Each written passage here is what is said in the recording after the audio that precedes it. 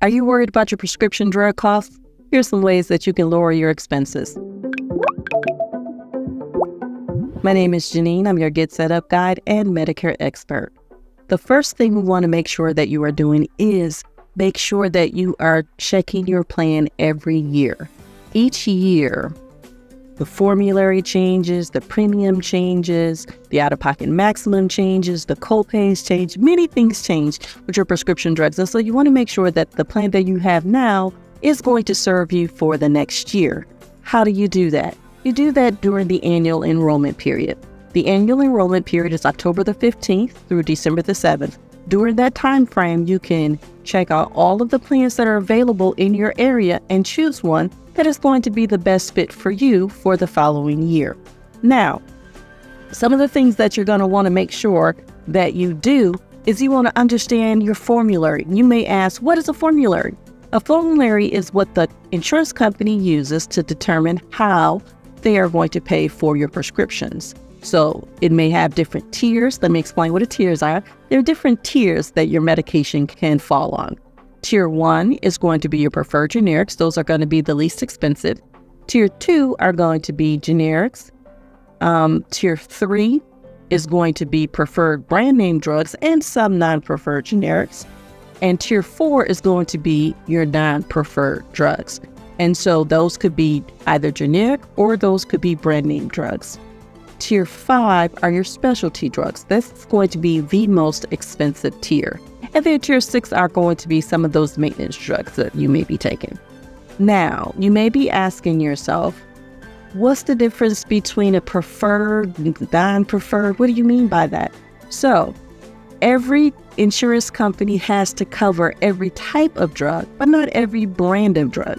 So some brands are going to be preferred more than other brands. And so that's what I mean when I say preferred and non-preferred drugs. Oh, and also, you may want to consider that when you're looking at the formula, you may want to see if there is a prior authorization that is needed for a drug that you take. That means that the insurance company has to approve it before you can get the drug filled. Or if there are quantity limits, different things like that are also going to be contained in the formulary. And those are some things that you're going to want to pay attention to. Now, how can you reduce your costs? One way to reduce your costs is to go from brand names to a generic. A brand name drug is always going to be more expensive than the generic of that set of discount from a 90-day supply as opposed to a 30-day supply if you use a mail order. So you may want to check into that also. And then finally, you want to make sure that you are utilizing a preferred pharmacy.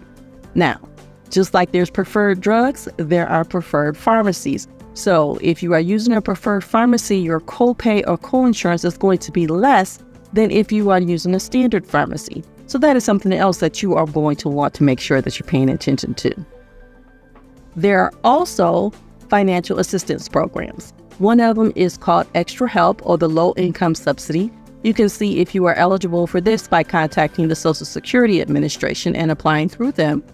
There's also state health assistance programs that can help with your medication. And then finally, there's some manufacturer discounts that you may want to look into that can also help you with some of your medications.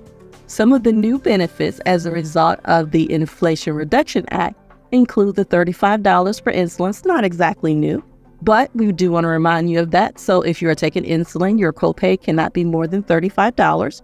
There's also going to be some free vaccines that have been added to that list, so you'll be able to get those.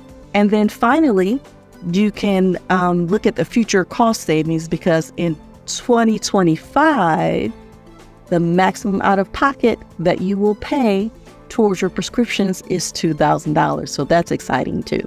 To recap, what you want to make sure you want to do to bring down your prescription drug coverage is you want to make sure you're checking out your current plan. Make sure it's good for next year. If not, you're going to want to choose another one. You're going to want to make sure you're doing generics.